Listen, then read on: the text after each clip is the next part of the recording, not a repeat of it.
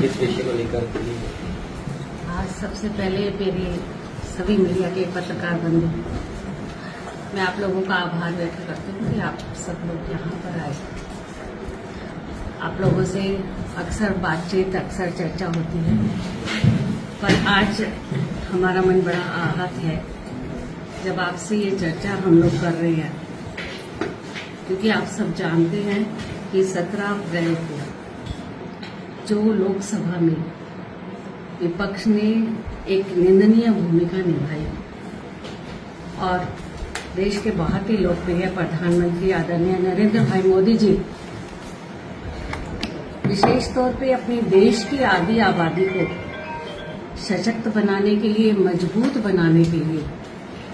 और विधानसभा और लोकसभा में एक अहम जिम्मेदारी देने के लिए उन्होंने एक प्रयास किया और उसमें विपक्ष ने न केवल नारी शक्ति अधिनियम विधेयक को गिराया, बल्कि देश की आधी आबादी के महिलाओं के सम्मान को ठेस पहुंचाई,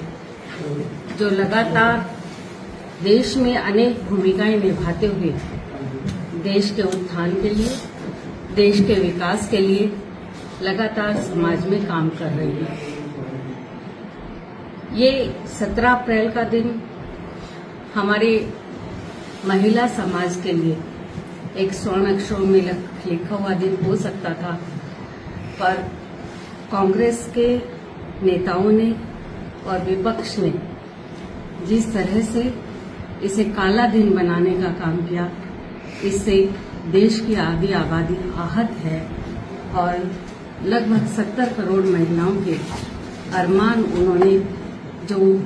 अपने देश के राष्ट्र के प्रति समर्पित होकर काम करने के लिए थे,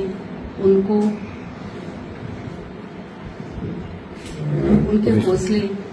डाउन करने का काम किया। आप सब जानते हैं कि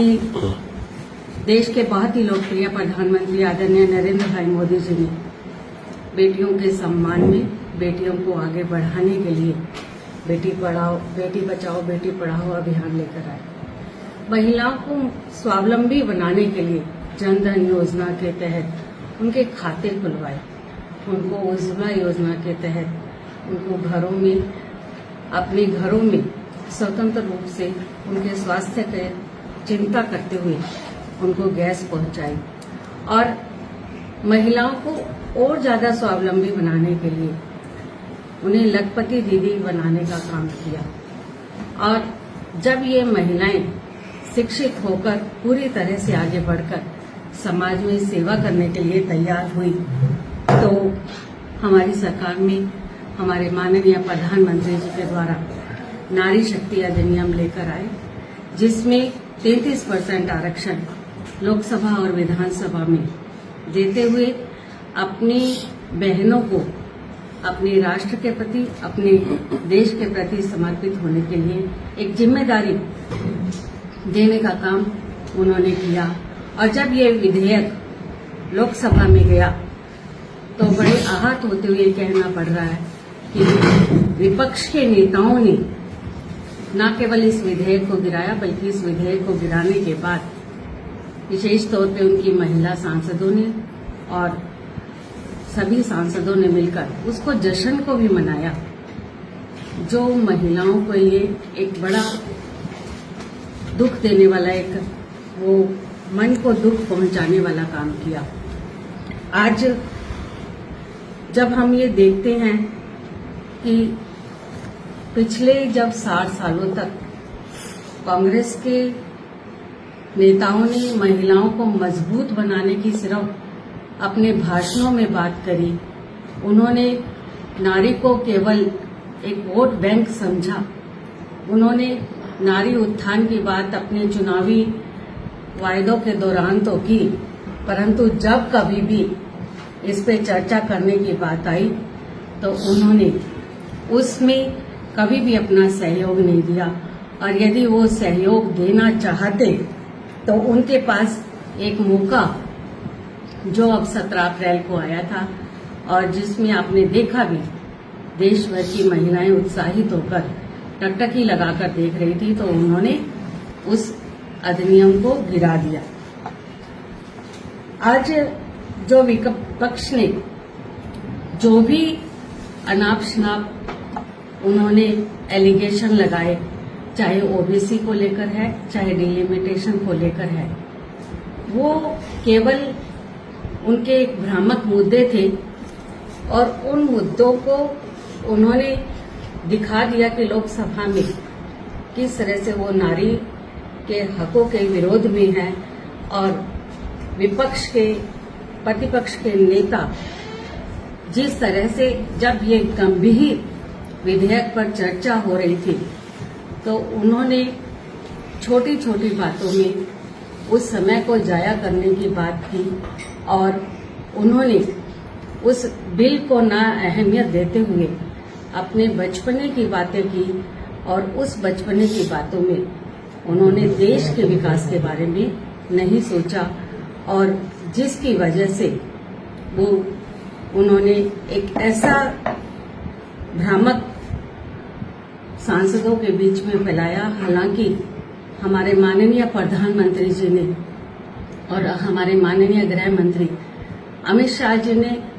उन्हें निवेदन भी किया, विशेष तौर पे संसद में ये निवेदन किया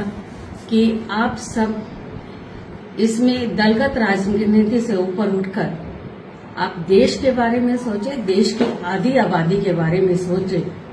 तब भी उन्होंने इस बारे में नहीं सोचा और उस विधेयक को गिरा दिया। आज जब महिलाएं आहत हैं तो वो चाहे मुंह से ना बोल रही हों, पर वो 2029 के चुनावों के दौरान उन्हें दिखा देगी कि किस तरह से विपक्ष के नेताओं ने, विपक्ष की पार्टियों ने और विपक्ष में एक परिवारवादी भूमिका के तौर पे निभाने के लिए उन्होंने नारी का अपमान किया और इसका रोष का बदला उन्हें जरूर झेलना भी पड़ेगा और ये चुनावों के दौरान उन्हें जाहिर कर भी देगी। उन्हें ये डर था कि जब महिलाएं संसद में पहुंचेंगी तो वो अपने हकों की बात करेंगी और मुझे तो इस बात का दुख है कि विपक्ष में जहां देश के प्रतिपक्ष के नेता हैं, उनके परिवार में 2 महिला हैं और दोनों ही सांसद हैं, फिर उन्होंने इस तरह से दूसरी महिलाओं के बारे में कैसे नहीं सोचा, जो आज देश के लिए आगे काम करने के लिए पूरी तरह से तैयार हैं। मैं इस बात से आहत होते हुए आज आप सब लोग यहाँ पर आए हैं। मैं आपको ये बताना चाहूंगी कि हमारे माननीय प्रधानमंत्री आदरणीय नरेंद्र भाई मोदी जी आज तक भी और आगे भी महिलाओं के सम्मान के बारे में, महिलाओं की सुरक्षा के बारे में हमेशा चिंतित भी रहे हैं और हमेशा उन्होंने सहयोग भी किया है और वो इसी तरह से आगे बढ़कर समाज में इस तरह का सहयोग हम बहनों का करते रहेंगे और ये विश्वास हम सब बहनों को है, जो हमें आज भी मजबूत रहने के लिए, हमें आज भी अपने विश्वास को जिंदा रखने के लिए हम लोग पूरी तरह से तैयार हैं। और आने वाले चुनावों के दौरान, चाहे वो 2029 के हैं और विपक्ष के नेता, चाहे वो बंगाल के चुनाव हैं, चाहे वो अन्य राज्यों के चुनाव हैं, उनमें ये बात अच्छी तरह से समझ जाएं कि आधी आबादी उनके राज्यों में भी है जो इस बात को लगातार देख रही है, जो उसमें अपनी भूमिका जिस तरह से वो चुप रहकर निभाएंगी तो उनका रोष उन्हें सहन करना पड़ेगा। और